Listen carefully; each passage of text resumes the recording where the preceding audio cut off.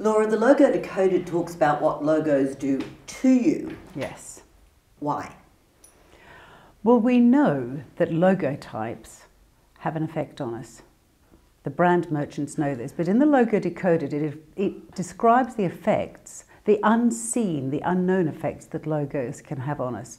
We know that the brand merchants will identify a product, whether it's a prestigious product or a breakfast cereal, with a logo type, and we understand a lot of information, but there's other more hidden energies behind the logo types that we see. Probably the first layer that's described in the Logo Decoded is what I almost call a mental layer, where we look at the elements. Each element of a logo is the colour, the sound, the emotion that goes with that, and the actual symbol itself. Those can have an effect on us that we don't really even understand. We'll feel differently if we see a triangle or a different name, but in the Logo Decoded, it actually talks about different dynamics at a quantum level, almost at a scientific level, and we can sense a logo even if we don't see it.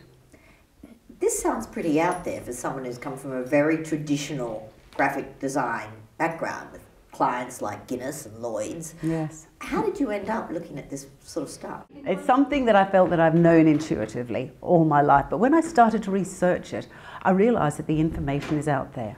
So in the Logo Decoded, I looked at quantum physics, I looked at alternative health treatments that work, and realised that there's an area of us that is working the whole time with these invisible energies, and we have a choice about them, and if we become more aware of it, which is one of the purposes of the Logo Decoded, to raise consciousness, to raise awareness of the value and the effect of these, then we have a much greater choice in our world, what we bring into our lives that might affect us for the better. Symbols have played a very powerful part in human history. The swastika, the Star of David, all those sorts of images.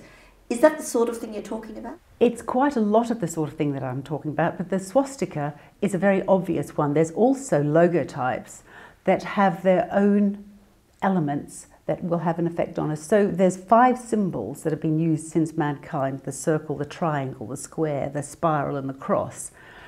Those are almost embedded in our DNA because they've been used since tribal, the beginning of man.